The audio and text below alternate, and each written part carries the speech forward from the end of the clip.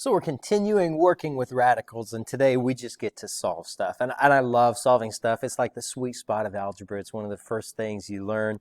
3x plus 2 equals 15, and we know how to solve that for x. Let's continue to do that. And the rules that we learned way back then, 3x plus 2 equals 15, rules are going to stay the same. Got to do the same thing on both sides. We're trying to isolate the x. So we do the same thing on both sides. 3x equals 13. Trying to isolate that x. I got to get rid of that 3, so I'm going to divide both sides by 3. And 13 over 3 won't simplify, so that's just my answer. X is isolated. It's by itself, and we got it there by doing the same thing, doing the opposite thing on both sides. So let's look at this. So if I want to solve that for x, I'm going to have to get rid of the radical sign. I'm going to have to get rid of the 4 and the 6. So the only question is what goes first? Well, I can't really get rid of that radical sign until it's the only thing on that left side. So I'm going to have to get rid of that 6. That 6 has to go. So let's subtract 6 from both sides. So when I do that, I've got the square root of 4x equals 8 minus 6 is 2.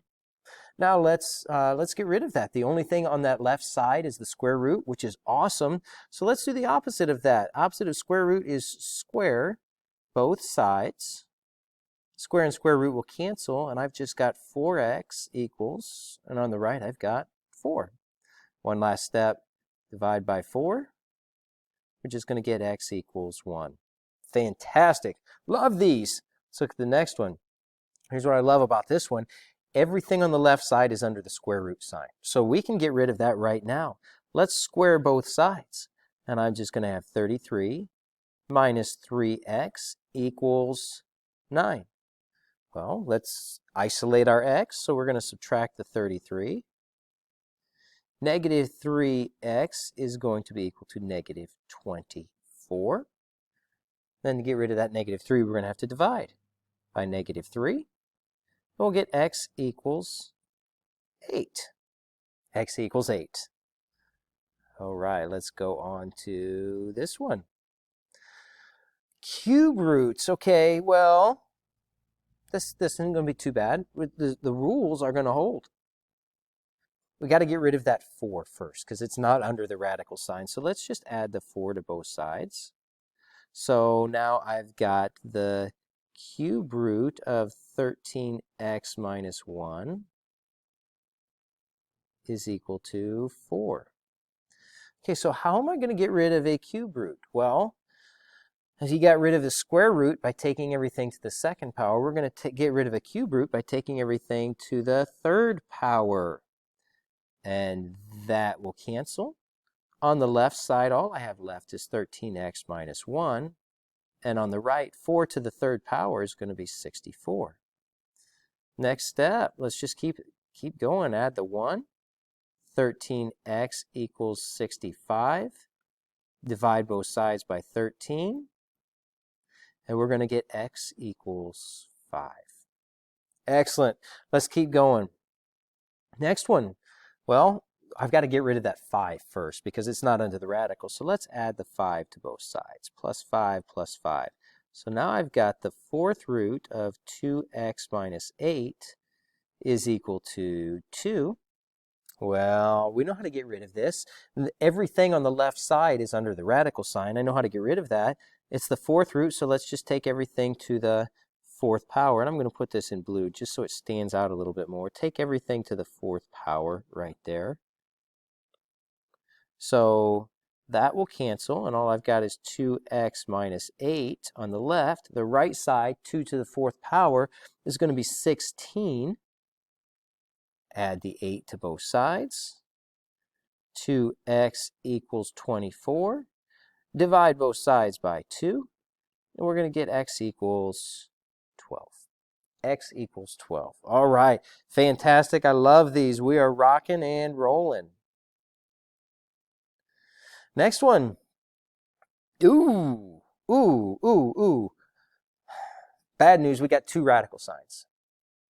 Good news is both sides of this equation, everything is under the radical sign. So let's just do this.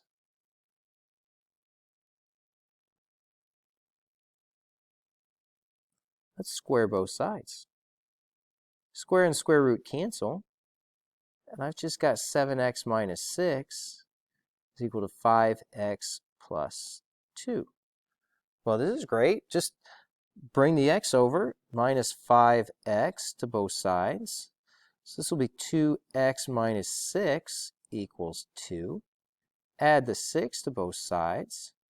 2x equals 8. Divide both sides by 2. We'll get x equals 4. So this next one. Great news here also. Everything is being squared on both sides. So they're square rooted on both sides. So let's just square both sides and cancel that out. So we've got 6x plus 16 equals x squared plus 6x. Okay, well, I've got an x squared in there, so I know somehow this might work out different. I might have to graph it to solve it. Probably a bad idea. I might be able to factor it to solve it if there's an x squared in it. Could use the quadratic formula for sure if there's an x squared. That would tell me the answer. Maybe there's a way to just solve this. What would happen if I just subtract 6x from both sides? Minus 6x minus 6x. On both sides, that's going to be equal to 0, and it's just going to cancel. So I've got 16 equals x squared because the 6x is canceled on both sides. Well, this is fantastic. All right, this is fantastic because now I can take the square root of both sides. And the square root of 16, be careful with this. Let's come back here before I actually square root this. Let's come back here and look. That exponent right there, since it's a 2, tells me I'm going to have 2 answers. All right? 2 answers. So let's take the square root of both sides. And we're just going to have x equals, square root of 16 is 4. But remember, I need 2 answers. And so not only could it be 4, but it could also be negative 4. So I've got 2 answers here. Now, here's where it's going to get interesting.